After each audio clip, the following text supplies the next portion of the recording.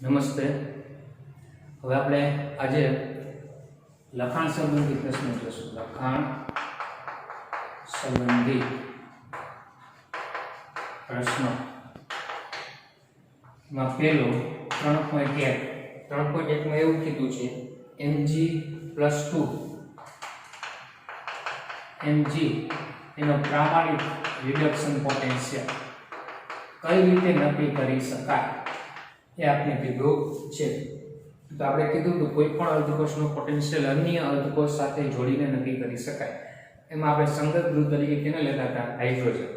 તો magnesium અર્ધકોષને hydrogen અર્ધકોષ સાથે જોડી વિદ્યુત રાસાયણિક કોષની રચના કરવામાં આવે તો આપણે કોષ આવો મળે Mg+2 ક્ષાર સેતુ H+H2 અને Pt અને પછી E0 સેલનું સૂત્ર કેથોડનું રિડક્શન એટલે કે E0 hydrogen E0 Mg+2 Mg, જેમાં કોષ પોટેન્શિયલથી આ કિંમત મળશે, આ 0 હોય તો આપણે એવું કહી શકશું કે મેગ્નેશિયમનો રિડક્શન પોટેન્શિયલ E0 સેલનું જે મૂલ્ય આવે તે મૂલ્ય બરાબર -E0 Mg+2 Mg, એટલે Mg નો રિડક્શન પોટેન્શિયલ E0 સેલની કિંમત મળે એના ઋણ મૂલ્ય બરાબર મળશે હાઇડ્રોજન અર્ધકોષ સાથે જોડી અને પોટેન્શિયલ ગણવામાં આવે ત્યારે. તો આ રીતે હાઇડ્રોજન અર્ધકોષની મદદથી આ અર્ધકોષનો પોટેન્શિયલ તો તે મેળવી શકાય છે.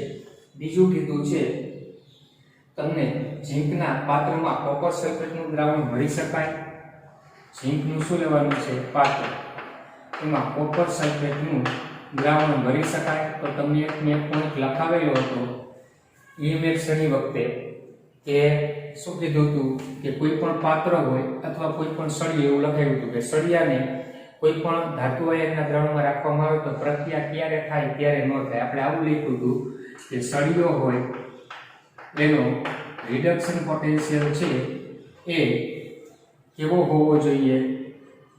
તો કે વધુ, અને દ્રાવણમાં જે હોય ને એ ધાતુ આયનનો રિડક્શન પોટેન્શિયલ ઓછો, બરાબર, તો પ્રક્રિયા ન થાય તો ભરી શકાય. તો અહીંયા આપણે જોશું ને તો ઝીંકનો રિડક્શન પોટેન્શિયલ, સળિયો એટલે પાત્ર છે તો પાત્ર ઝીંક છે તો ઝીંકનો રિડક્શન પોટેન્શિયલ છે ને એ માઈનસ કેટલો છે? 0.76 વોલ્ટ છે. અને કોપર જે દ્રાવણ લીધું છે એનો રિડક્શન પોટેન્શિયલ 0.46 વોલ્ટ છે, બરાબર. તો વધુ કેનો છે? દ્રાવણનો. તો એનો મીનિંગ એવો રાસાયણિક પ્રક્રિયા થશે એટલે કે આનું E0 સેલ ગણો ને તો વધુ હોય એ કેથોડ હોય એટલે 0.46 અને ઓછો હોય એ એનોડ હોય તો 0.76, તો 1.1 વોલ્ટ એટલે કે ધન મૂલ્ય આવે છે. એટલે કે પ્રક્રિયા થાય છે. એટલે લખવાનું ત્યાં કોપર સલ્ફેટનું રિડક્શન પોટેન્શિયલ ઝીંક ધાતુ કરતાં વધારે હોવાથી કોપર સલ્ફેટનું દ્રાવણ ઝીંકના પાત્રમાં ભરી તો ઝીંકના પાત્રનું ઓક્સિડેશન થાય, કોપર પ્લસનું રિડક્શન માટે ભરી શકાય નહીં. એટલે આપણે અહીંયા ભરી શકશું નહીં કારણ કે કોપરનું પાત્ર ખવાઈ જશે. 3.3 પ્રામાણિક વિદ્યુતરૂપ પોટેન્શિયલ માટેના કોષ્ટક એટલે EMF શ્રેણીનું કોષ્ટક આપ્યું છે ને તેની મદદથી એવા 3 દ્રાવણ ગોતવાના છે, 3 પદાર્થ ગોતવાના કે ફેરસ આયનનું ઓક્સિડેશન કરી શકે. ફેરસ એટલે Fe+2, એનું ઓક્સિડેશન થાય તો Fe+3 થાય. તો ફેરસનું ઓક્સિડેશન કોણ કરી શકે? તો EMF શ્રેણીમાં કીધું હતું કે નીચે જાય એમ E0 રિડક્શન પોટેન્શિયલ શું થાય છે? ઘટે છે. એટલે આના કરતાં વધુ રિડક્શન પોટેન્શિયલ હોય એ Fe+2 નું Fe+3 માં રિડક્શન કરી શકે, બરાબર, કારણ કે આનું ઓક્સિડેશન થાય, ઉપર હોય એનું રિડક્શન થાય. તો એવા તમે જોશો ને તો એક ક્લોરીન આવશે, Br2 આવે, Ag આવે, આ બધા આવી શકે છે. આમાંથી કોઈ પણ 3 લખી લેવા. ટૂંકમાં EMF શ્રેણીમાં આ સમીકરણ આપેલું છે પણ ઉલટ બાજુ છે. Fe+3 ઇલેક્ટ્રોન એમાંથી Fe+, એના ઉપર જેટલા છે એમાંથી કોઈ પણ 3 લખી નાખવાના. પછી 3.4 આ દાખલો નીટમાં પૂછાઈ ગયેલો છે. 3.4 pH 10 એટલે pH કીધી છે 10 ધરાવતા H+ નું દ્રાવણ છે તો એના hydrogen અર્ધકોષનો potential E0 reduction H+H2 છે એ આપણે ગણવાનું છે. pH કેટલી છે? 10 હોય એવા H+ ના દ્રાવણ. તો હાઇડ્રોજન માટે આપણે સમીકરણ આવું લખી રિડક્શન. સો 2H પ્લસ 2 ઇલેક્ટ્રોન મેળવી અને હાઇડ્રોજન વાયુ મળે. તો આના માટે નન સમીકરણ પ્રામાણિક અને બિન પ્રામાણિક ગણવાનું છે. તો H plus H2 is equal to પ્રામાણિક હાઇડ્રોજનનો અર્ધકોષનું પોટેન્શિયલ 0.059 n બરાબર 2 log 1/h plus નો સ્ક્વેર. તો હવે આપણે H plus H2 પ્રામાણિક હાઇડ્રોજનનો પ્રામાણિક રિડક્શન કે ઓક્સિડેશન પોટેન્શિયલ 0 વોલ્ટ બરાબર. પછી -0.0295/2 અને અહીંયા 1/h પ્લસ છે એટલે આવું લખાય log 1 માઈનસ શું આવશે 2 log h પ્લસ નો સ્ક્વેર. log માં ભાગાકાર હોય એ બાદબાકી થાય આવું થયું. તો હવે આ આવ્યું જશે -0.0295/2 log 1 ની કિંમત 0 માઈનસ 2 log h પ્લસ. તો માઈનસ log h પ્લસ એટલે શું થાય ph થાય. શું થાય ph. તો માઈનસ log h પ્લસ બરાબર ph મૂકી દઉં તો આ પ્લસ થઈ જાય પણ 2ph થશે. શું થશે 2ph. તો 2 ઉડી જશે અને pH ની કિંમત 10 આપી છે. કેટલી આપી છે 10. તો 10 વડે ગુણી દેવાની તો માઈનસ શું થશે 0.295 આટલા વોલ્ટ આવશે. કેટલા આવશે માઈનસ 0.059 એમને મળી હશે ને 2 વડે ભાગ્યા નથી 0.059 એટલે આની કિંમત માઈનસ 0.59 આટલા વોલ્ટ મળે. કેટલા વોલ્ટ મળશે આટલા. ખ્યાલ આવી ગયો. તો આ જે નન સમીકરણ છે એમાં સાપરૂપ આપવાનું માઈનસ log h પ્લસ આવીને pH મૂકી દેવાના છે. પછીનો દાખલો 3.5 કોસ આપ્યો છે એનો EMF ગણવાનો એટલે નન સમીકરણની મદદથી EMF એટલે E સેલ ગણવાનો.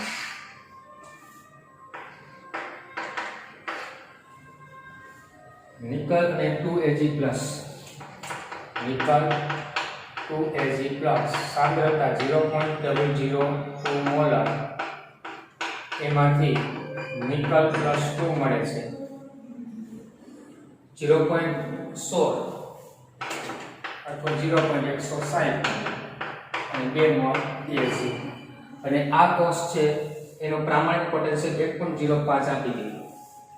E0 સેલ 1.5 વોલ્ટ બરાબર. તો આની કુલ પ્રક્રિયા આપી દીધી છે. સીધું નામ સમીકરણ લખો E0 સેલ એટલે E સેલ બરાબર E0 સેલ માઈનસ 0.059 n બરાબર 2 log નિકલ પ્લસ 2 ની સાંદ્રતા છેદમાં Ag પ્લસ ની સાંદ્રતાનો વર્ગ 1.5 અને 0.0295 log નિકલ પ્લસ 2 ની સાંદ્રતા એને હું લખીશ 1.6 ગુણ્યા 10 ની માઈનસ 1 અને આને લખશું 2 ગુણ્યા 10 ની માઈનસ 2 અને એનો વર્ગ છે.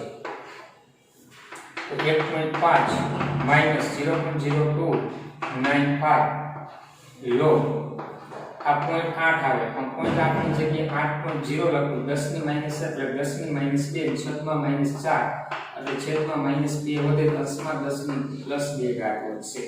તો 1.5 માઈનસ 0.0295 તો log 2 ની કિંમત તમને ખબર હોય 0.30 તો log 2 ની જગ્યાએ log 2 ગુણ્યા 3 લખી શકાય.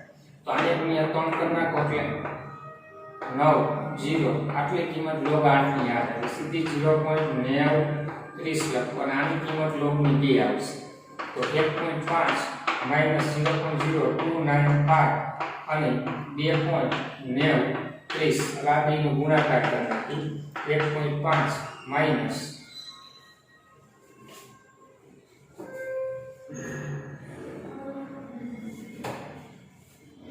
ઈ બેનો તમે ગુણાકાર કરશો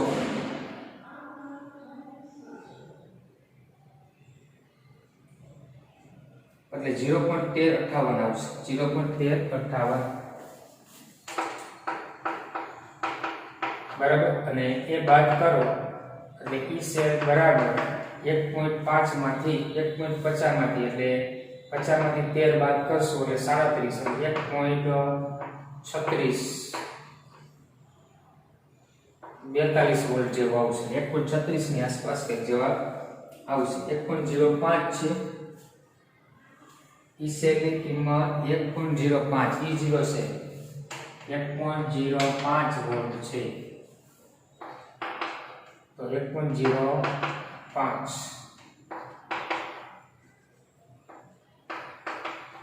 1.05 હોય તો એમાંથી 13 બાદ કરવાના છે એટલે 5 નીકળી જશે એટલે કેટલા વધશે 8 એટલે 8 એટલે 0.92 ની આસપાસ 92 વોલ્ટ ની આસપાસ આવશે 0.92 વોલ્ટ બરાબર આ રીતે આગળ લખાણ સંબંધીમાં આવો એક પ્રશ્ન આપણે હતો એ પ્રમાણે જ આપણે ગણતરી કરેલી છે હવે આગળ લખાણ સંબંધી 3.6 જોઈએ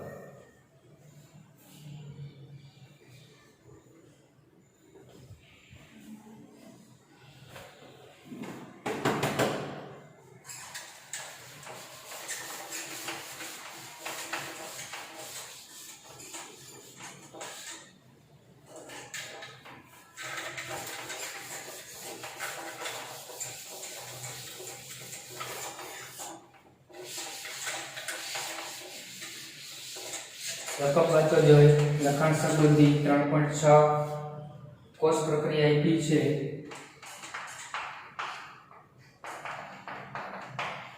Fe+3 આયોડાઇડ આયન એમાંથી Fe+2 અને I2 મળે છે E0 સેલ આપી દીધો E0 સેલ 0.236 તો ગિબ્સ મુક્ત ઊર્જા એટલે ડેલ્ટા G0 અને સંતુલન અચળાંક Kc આ બે ગણવાનું છે તો આગળ ડેલ્ટા G ગણાય એવો દાખલો જોઈ ગયા delta G0 minus NL E0 cell તો માઈનસ n બરાબર કેટલા 2 પ્રક્રિયા 3 માંથી 2 બને છે પ્લસ 3 માંથી પ્લસ 2 1 ઇલેક્ટ્રોન પણ સહગુણક 2 છે એટલે કુલ ઇલેક્ટ્રોનનો ફેરફાર 2 ગુણ્યા 96500 અથવા 96487 E0 સેલ 0.236 તો આનું સાદુરૂપ આપો તો તમને મળે છે કિંમત 45548 આટલા જૂલ આવશે કિલો જૂલમાં જોતા હોય તો 45.548 કિલો જૂલ પ્રતિ મોલ બરાબર અને Kc માટે બે રીતે ગણી શકાય એક આવું સૂત્ર છે કે જો ડેલ્ટા G0 બરાબર -2.303 RT log Kc તો તમારી પાસે ડેલ્ટા G છે Kc કરતા થાય અને બીજું એક સૂત્ર આપણે કીધું હતું NT log શું લેવાનું E0 સેલ ગુણ્યા n upon 0.059 તો બરાબર NT log E0 સેલની કિંમત કેટલી છે 0.236 n બરાબર 2 ભાગ્યા 0.059 આનું સાદુરૂપ આપશો બરાબર એટલે 7 પોઈન્ટ આવશે NT log 7.98 આવે છે તો હવે આપણે Kc જોતો હોય તો 98 નો 00 માં NT log જોવા અને ગુણ્યા 10 ની 7 ઘાત થશે એટલે એક કિંમત તમારે NT log જોઈ લેજો 9.61 ગુણ્યા 10 ની 7 ઘાત આવશે એટલે આવશે તો આ રીતે આ દાખલો મળવાનો હતો હવે 3.7 લખાણ સંબંધી દ્રાવણની વાહકતા મંદન સાથે શા માટે ઘટે છે મંદન સાથે વાહકતા ઘટે શા માટે તો મંદન કરીએ એટલે કદમાં શું કરીએ વધારો કરીએ એટલે કે 1 લિટર 1 મોલર દ્રાવણ છે હવે એમાં મંદન કરવામાં આવે એટલે કદ 1 લિટરથી વધારે 2 લિટર અથવા 3 લિટર કરવામાં આવે તો સાંદ્રતા 0.5 મોલર થાય પણ આમાં 1 લિટરમાં દ્રાવ્ય પદાર્થ 1 મોલ જે વિદ્યુતનું વહન કરે, આમાં 1 મોલ જ હોય. પણ અહીંયા એકમ કદમાં એટલે આપણે એવું લખવાનું મંદન સાથે દ્રાવણની વાહકતા ઘટે ત્યારે એકમ કદમાં વિદ્યુતનું વહન કરતા આયનોની સંખ્યા ઘટે છે. માટે મંદન સાથે દ્રાવણની મોલર વાહકતામાં ઘટાડો થશે. પછી એવું કીધું છે પાણી માટે લેમ્બડા m0 ની મૂલ્ય કઈ રીતે નક્કી કરશો? પાણી માટે લેમ્બડા 0 m ની ગણતરી. તો પાણી નિર્બળ વિદ્યુત વિભાજ્ય છે, તો પ્રબળ વિદ્યુત વિભાજ્યનો ઉપયોગ કરી પાણીની સીમિત મોલર વાહકતા કેમ ગણાય? તો લેમ્બડા 0 m H2O બરાબર એમાં કયો ધન આયન છે? H+, તેની સાથે 12 થી ઋણ આયન Cl જોડો અને ઋણ આયન કોણ છે? OH-, તો 12 થી ધન આયન જોડો OH- સાથે Na, તો NaOH. 12 થી NaCl જોડ્યા તો એની સીમિત મોલર વાહકતાની બાદબાકી કરવાની કોરલ્સના નિયમનો ઉપયોગ કરીને. આ સૂત્ર બને. આવું બીજું સૂત્ર આવું બનાવી શકો. લેમ્બડા 0 m Cl ની જગ્યાએ Br જોડી શકો તો પણ પ્રબળ વિદ્યુત વિભાજ્ય. એની જગ્યાએ K જોડી શકો, K હોય તો બાદબાકી કેની કરવાની? K Br. એટલે ટૂંકમાં પ્રબળ વિદ્યુત વિભાજ્યની સીમિત મોલર વાહકતાના સરવાળા બાદબાકી કરી પાણીની સીમિત મોલર વાહકતા કોરલ્સના નિયમની મદદથી મળી શકે. 3.9 લખાણ સંબંધી 3.9 ઉદાહરણમાં આવો દાખલો ગણ્યો તો એના જેવો છે, થોડોક ફેરફાર છે. મિથેનોઇક એસિડ એટલે HCOOH, એના દ્રાવણની સાંદ્રતા આપેલી છે 0.025 મોલર. 0.025 મોલર. ઓકે, અને એની મોલર વાહકતા આપણે લેમ્બડા m આપી 46.1. Lambda m 46.1 siemens centimetre square પ્રતિ મોલ. આગળ જે દાખલો ઉદાહરણમાં ગણ્યો તો એમાં લેમ્બડા m આપણે આપેલા નહોતા, એ આપણે ગણ્યા હતા, અહીંયા આપી દઈએ છે. તો વિયોજન અંશ અને વિયોજન અચળાંક ગણો.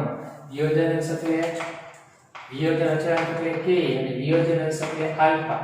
પણ સીમિત મોલર વાહકતા આપવી પડે એની જગ્યાએ આપણે લેમ્બડા 0 m H+ ની સીમિત મોલર વાહકતા અને લેમ્બડા 0 m એસિટેટ આયનની મિથેનોઇક આયનની સીમિત મોલર વાહકતા આપી દીધી છે રકમની અંદર. H+ ની 349.6 સિમેન્સ સેન્ટીમીટર સ્ક્વેર પ્રતિ મોલ અને મિથેનોઇક આયનની આપેલી છે 54.6 સિમેન્સ સેન્ટીમીટર સ્ક્વેર પ્રતિ મોલ.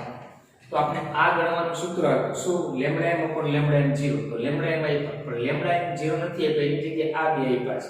તો આપણે શું કરવાનું? તો કે આવું સૂત્ર મુકાય. લેમ્બડા 0 m HCOOH બરાબર એની સીમિત મોલર વાહકતા કોરલ્સના નિયમ પ્રમાણે આ બે આયનોની સીમિત મોલર વાહકતાનો સરવાળો જે ઉપર આપેલો છે 6 પ્લસ આની કિંમત છે, આની કિંમત 54.6 બરાબર. તો 12 નો બગડો, 10 ને 4 14, 5 ને 4 9 ને 10 નો 0 ઉલટા પડી 1, 3 ને 4 અને 5 9.0 904.2 સિમેન્સ સેન્ટીમીટર સ્ક્વેર પ્રતિ મોલ. આવું અનંત મંદની સીમિત વાહકતા લેમ્બડા m0 404.2 આવે છે. 404 જોડીએ બરાબર 3 ને 4 4.2 બરાબર. તો હવે આપણે આલ્ફા માં કઈ રીતે? તો કે lambda m upon lambda m0. Lambda m કેટલા આપ્યા છે? 46.1 ભાગ્યા 404.2. આનું સાદુરૂપ આપો એટલે કિંમત મળે 0.114 અને કે એ માટે આલ્ફા સ્ક્વેર c છેદમાં 1 માઈનસ આલ્ફા ઉકેલી નાખશો ચાલશે. જવાબમાં બહુ કઈ ડિફરન્સ આવશે નહીં. આનો વર્ગ c આપેલા છે 0.025 સાદુરૂપ આપો એટલે આવશે 3.67 ગુણ્યા 10 ની માઈનસ 4. 3.67 ગુણ્યા 10 ની એકમ લખવો હોય તો મોલ પ્રતિ લિટર લખી શકો, નહીં લખો તો ચાલશે કે. ઓકે, આ રીતે. એટલે આગળ ઉદાહરણમાં દાખલો હતો એમાં આપણે લેમ્બડા m 0 આપેલા હતા, લેમ્બડા m નહોતા આપ્યા. લેમ્બડા m ગણવા માટે વિશિષ્ટ વાહકતા કપાઈ ગઈ, તો એટલો થોડો ફેરફાર આમાં કરેલો છે, એ ધ્યાન રાખો. 3.10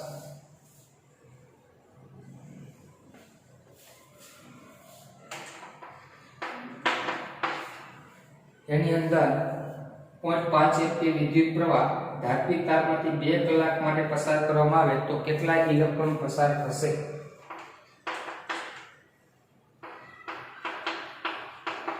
2 કલાક એટલે 2 ગુણ્યા 3600 એટલે સેકન્ડ થઈ જાય. શું થઈ જાય? સેકન્ડ. તો આપણે શું કરવાનું? કંઈ નહીં, ફેરાડે ગણવાના છે. તો Q બરાબર IT 0.5 ગુણ્યા 2 ગુણ્યા 3600 એટલે કુલમ મળશે 0.5 2 ગુણ્યા 3600 એટલે 3600 કુલમ આવશે. કેટલા આવશે? 5 દુ 10 એટલે રેડી બરાબર 3600 કુલમ આવે. તો ફેરાડે એટલે શું?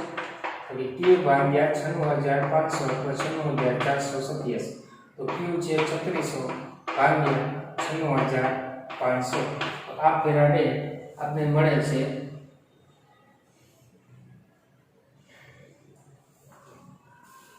36 દુ 72 36 30 એટલે 0.33 જેવા મળશે. અથવા એ રીતે ગણતરી ન કરવી તો આમે કરી શકાય. એક ઇલેક્ટ્રોનનો વીજભાર કેટલો? 6.022 ગુણ્યા 10 ની માઈનસ 19 કુલમ હોય ત્યારે ઇલેક્ટ્રોનની સંખ્યા કેટલી હોય? 1. તો આપણી પાસે કેટલા કુલમ મળ્યા? 36. ત્યારે ઇલેક્ટ્રોનની સંખ્યા કેટલી? તો કે 3600 ભાગ્યા 6.022 ગુણ્યા 10 ની માઈનસ 19 કુલમ. તો આનું સાદુરૂપ આપશો તો આપને 2.25 ગુણ્યા 10 ની 22 2.25 ગુણ્યા 10 ની 22 આટલા ઇલેક્ટ્રોન પસાર થશે. અને જો ફેરાડે પડી જાય તો પછી એવું લખવાનું કે શું 1 ફેરાડે હોય બરાબર ત્યારે આપણે શું કીધું હતું? 1 મોલ ઇલેક્ટ્રોન હોય. 1 મોલ ઇલેક્ટ્રોન એટલે કેટલા? 6.022 ગુણ્યા 10 ની 23 હોય. તો 1 ફેરાડે 6.022 ગુણ્યા 10 ની 23 તો જેટલા ફેરાડે આવે કેટલા એમ ગણતરી કરવાની બરાબર. એટલે બે રીતે ગણતરી કરી શકો, કુલમ પરથી અને ફેરાડે પરથી. હવે 3.11 માં જોઈએ સ્વાધ્યાય લખાણ શક્તિ.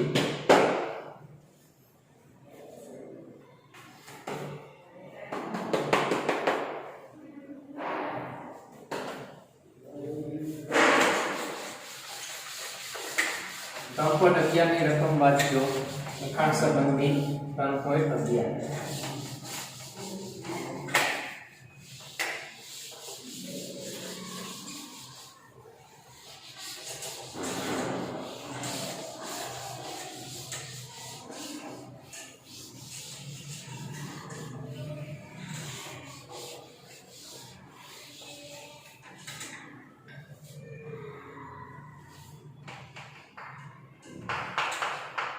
લખાણ સંબંધિત 3.11 માં ધાતુઓ જેનું વિદ્યુત વિભાજન રીતથી નિષ્કર્ષણ થાય છે તેની યાદી બનાવો. વિદ્યુત વિભાજન દ્વારા કઈ ધાતુ મેળવી શકાય? તો સામાન્ય રીતે જે ધાતુના રિડક્શન પોટેન્શિયલ ઋણ હોય એ બધી મેળવી શકાય. એટલે સમૂહ 1 સમૂહ 2 ની એટલે કેલ્શિયમ છે, પોટેશિયમ, એલ્યુમિનિયમ બરાબર, સોડિયમ, આ બધી ધાતુ છે એ શું છે? વિદ્યુત વિભાજન દ્વારા એના ક્ષારના દ્રાવણમાંથી આપણે મેળવશું. NaClના પીગળી દ્રાવણનું, NaClના જલીય દ્રાવણનું વિદ્યુત વિભાજન કરીએ તો આપણે પીગળી દ્રાવણમાંથી Na+ માંથી સોડિયમ ધાતુ કેથોડ ઉપર મેળવીએ. એ જ રીતે CaCl2 નું પીગળી દ્રાવણ લ્યો તો કેલ્શિયમ ધાતુ મળે. એલ્યુમિનિયમનું પીગળી દ્રાવણ લ્યો તો એલ્યુમિનિયમ મળે. જે હોલ પદ્ધતિ દ્વારા ધાતુ નિષ્કર્ષણમાં આપણે મેળવી છે એલ્યુમિનિયમ બરાબર. એ સિમ્પલ પ્રશ્ન છે. પછી 3.12 નો લઈ લો. હવે સીધો 3.12 એમાં આપણે પ્રક્રિયા આપેલી છે Cr2 O7-2 6H+, 14H+, 6 electron. એમાંથી Cr+ તરીકે 7 મોલ H2O આવું મળે છે. તો આપણે એવું કીધું છે કે 1 મોલ Cr2 નું રિડક્શન કરવા માટે કેટલો વિદ્યુત જથ્થો જરૂર પડે? MCQ માં આવો પ્રશ્ન પૂછાશે. તો ચાલો, અહીંયા ક્રોમિયમનો ઓક્સિડેશન આંક +6 હોય 1 નો તો 2 નો 12, 1 નો અહીંયા +3 હોય તો 2 નો +6 થાય. તો પ્રક્રિયામાં ઇલેક્ટ્રોનના મોલ કેટલા છે? 6 મોલ ઇલેક્ટ્રોનનો ફેરફાર છે. કેટલા? 6 મોલ. તો જેટલા મોલ ઇલેક્ટ્રોન એટલા ફેરાડે, તો લખવાનું પ્રક્રિયા પરથી તો કે 6 મોલ ઇલેક્ટ્રોન છે એટલે 6 ફેરાડેની જરૂર પડે, અથવા 6 × 96,500 કુલમની જરૂર પડશે. બસ આ પ્રશ્ન ફેરવી પૂછે 1 મોલ માટે કીધું છે તેની જગ્યાએ 5 મોલ માટે કીધું. 1 મોલ માટે 6 ઇલેક્ટ્રોન છે, 6 મોલ, તો 5 મોલ તો 30 મોલ, તો 30 ફેરાડેની જરૂર પડે, અથવા 30 × 96,500. 3.13 લેડ સંગ્રહક કોષમાં રિચાર્જિંગ રસાયણ વિજ્ઞાન તથા રિચાર્જિંગ દરમિયાન સમાવિષ્ટ બધા જ પદાર્થની વિશેષતાઓ લખો. તો લેડ ચાર્જિંગ પ્રક્રિયા હતી, એમાં ડિસ્ચાર્જિંગ પ્રક્રિયા શું હતી? ડિસ્ચાર્જિંગ એટલે કોષ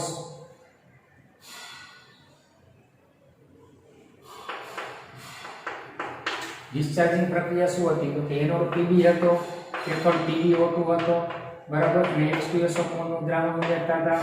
તો એમાંથી આપણે PbSO4 ના 2 મોલ મળતા હતા, અને 2 મોલ શું મળતું હતું? H2O મળતું હતું.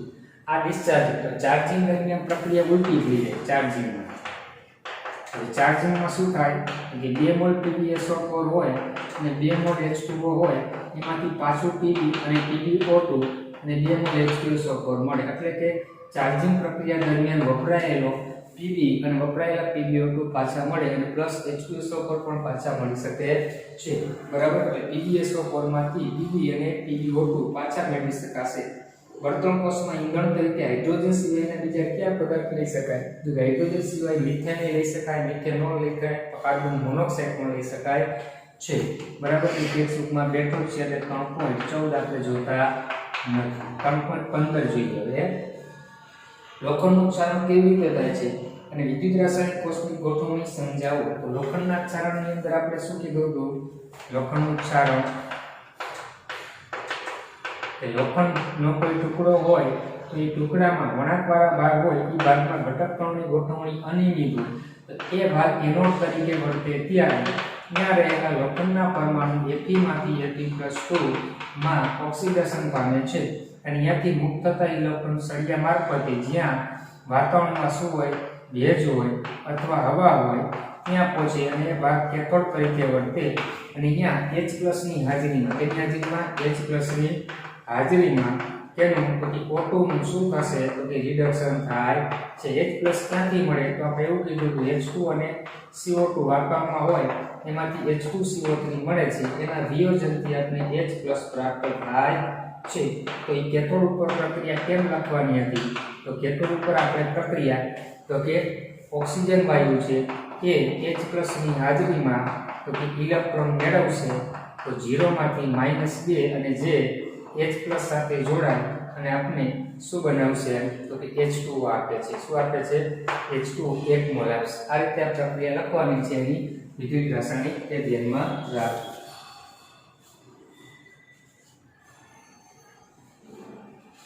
પછી સ્વાધ્યાયના પ્રશ્નો હવે જોઈએ.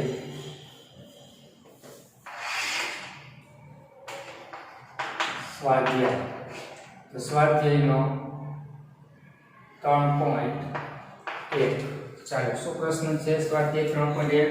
નીચેની ધાતુને તેના ક્ષારના દ્રાવણમાંથી એકબીજાને વિસ્થાપિત કરવાના શું કીધા છે? ક્રમમાં લખો. એલ્યુમિનિયમ, કોપર, Fe, Ag અને બીજી કઈ છે? કોપર, Fe, Mg અને Sn છે. Mg અને Sn.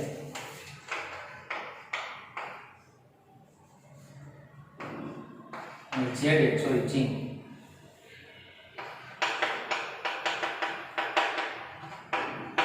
ધાતુને વિસ્થાપન કરવાનો ક્રમ. આના માટે તમને રિડક્શન પોટેન્શિયલ પરીક્ષામાં આપે, ન આપે તો આપણે ખબર પડી જાય જો કે આમાંથી સૌથી સક્રિય ધાતુ કોણ? Mg. તો Mg ધાતુની સક્રિયતાના ક્રમમાં, ધાતુની સક્રિયતા નો ક્રમ લખો. તો ધાતુની સક્રિયતાના ક્રમમાં સૌથી પહેલા કોણ આવે? Mg સક્રિય થાય. બરાબર, એ વધુ સક્રિય હોય. પછી કારણ કે રિડક્શન પોટેન્શિયલ ઓછો હોય, S વિભાગનું છે. પછી છે ને એલ્યુમિનિયમ આવશે. પછી એલ્યુમિનિયમ પછી છે ને એ ઝીંક આવશે, કારણ કે રિડક્શન પોટેન્શિયલ ઋણ છે. પછી Fe આવશે અને પછી કોણ આવશે કોપર. તો હવે દ્રાવણમાંથી ધાતુને વિસ્થાપન, તો જે ધાતુ સક્રિય હોય ને એ ધાતુ આ ત્રણેયના દ્રાવણમાંથી આ ચારે ચારના દ્રાવણમાંથી Mg ધાતુ છે આ ચારેયનું વિસ્થાપન કરી શકે. એટલે વિસ્થાપનનો ક્રમ પણ ધાતુ સક્રિય હોય એ જ થાય, એટલે આ જ ક્રમ વિસ્થાપનનો થશે. આ ધ્યાનમાં રાખવાનું છે. બરાબર. એકબીજાને વિસ્થાપન કરવાનો ક્રમ ચડતો ઉતરતો એવું નથી કીધું, પણ આ ઉતરતો ક્રમ થાય. Mg ધાતુ ચારે ચારનું વિસ્થાપન કરી શકશે દ્રાવણમાંથી. એલ્યુમિનિયમ 3નું વિસ્થાપન, ઝીંક આ 2નું, Fe આ 1નું છે, અને કોપર એકેયના દ્રાવણમાંથી ધાતુનું વિસ્થાપન કરશે નહીં. 3.2 આવા પ્રશ્ન MCQ માં બહુ પૂછાશે. 3.2 એની અંદર તમને K નો પોટેશિયમ નો રિડક્શન પોટેન્શિયલ આપ્યો છે, પોટેશિયમ. પછી એક Ag નો આપ્યો છે. બરાબર. પછી આપેલો છે મર્ક્યુરી, Mg અને ક્રોમિયમ. મર્ક્યુરી, Mg અને ક્રોમિયમ બધાના રિડક્શન પોટેન્શિયલ આપ્યા છે. -2.93.80 પ્લસ 0.79 આ રિડક્શન પોટેન્શિયલ આપ્યા છે. કેમ ખબર પડે તો આવું લખ્યું છે જો K પ્લસ માંથી K બરાબર Mg પ્લસ 2 માંથી Mg એટલે રિડક્શન હોય. Mg નો -2.37 વોલ્ટ જેવો હશે. Mg નો -2.37 છે. ક્રોમિયમ નો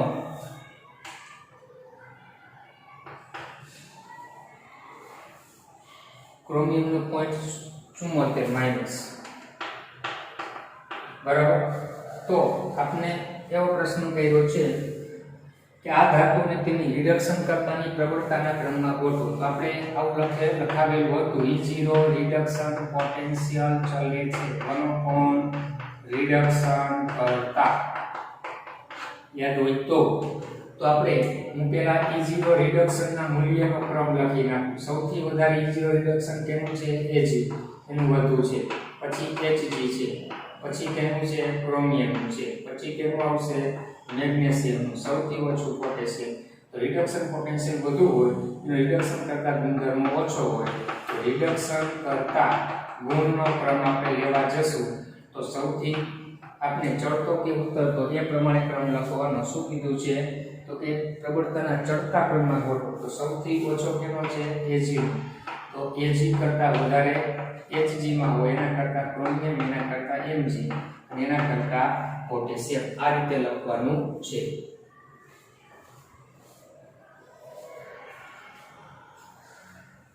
ખ્યાલ કે આવા MCQ પૂછાશે રિડક્શન કરતા કે ઓક્સિડેશન કરતા કીએ તો એ પોટેન્શિયલના મૂલ્યને શું આવશે? ક્રમમાં જાય.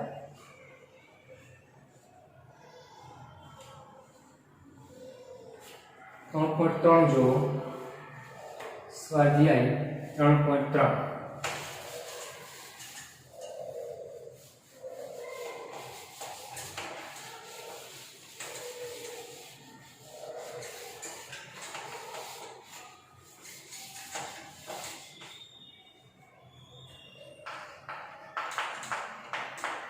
સ્વાધ્યાય 3.3 માં ગેલ્વેનિક કોષ Zn કોપર +2 Zn +2 અને કોપર આપેલ છે.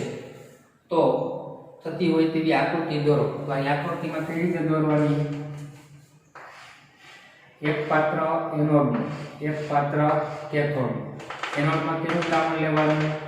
ઝિંક સલ્ફેટ નું 1 મોલ દ્રાવણ. કેથોડ વાળા પાત્રમાં કેવું દ્રાવણ લેશું? કોપર સલ્ફેટ નું 1 મોલ દ્રાવણ. અને એનોડ તરીકે ઝિંક ધાતુનો સળિયો એનોડ તરીકે ઋણ ધ્રુવ. કેથોડ તરીકે કોપર ધાતુનો સળિયો ધન ધ્રુવ. બાહ્ય પરિપથમાં બંનેને ગેલ્વેનોમીટર અથવા એમીટર મારફતે જોડી દેવાનું. આંતરિક પરિપથમાં છાશ સેતુ તરીકે લેવાનું છે. અને છાશ સેતુના દ્રાવણમાં આપણે NH4 NO3 લઈ શકીએ. છાશ સેતુ. બરાબર. આ રીતે આ વિદ્યુત રાસાયણિક કોષની રચના થઈ. કયો વિદ્યુત ધ્રુવ ઋણ ભારિત હોય? તો ઋણ ભારિતમાં શું આવશે? એનોડ. પણ એનોડ તરીકે કોણ છે? તો કે ઝિંક આવશે. એટલે પહેલા પ્રશ્નનો જવાબ આ. પછી કીધું છે કોષમાં પ્રવાહનું વહન કરતા વાહકો. તો વિદ્યુતનું વહન તો કે વાહકો કોણ હોય? તો કે આયનો. તો આયનો કોણ છે? તો કે Zn +2 છે બરાબર SO4 -2 છે અને કોપર +2 આ આયનો દ્વારા તો કે શું છે દ્રાવણમાંથી વિદ્યુતનું તો કે વહન થશે અને બાહ્ય પરિપથમાં ઇલેક્ટ્રોન દ્વારા વિદ્યુતનું વહન થાય એનો અર્થ કે તો અને દ્રાવણની અંદર છે આયનો દ્વારા વિદ્યુતનું વહન થશે આ ધ્યાન રાખવાનું છે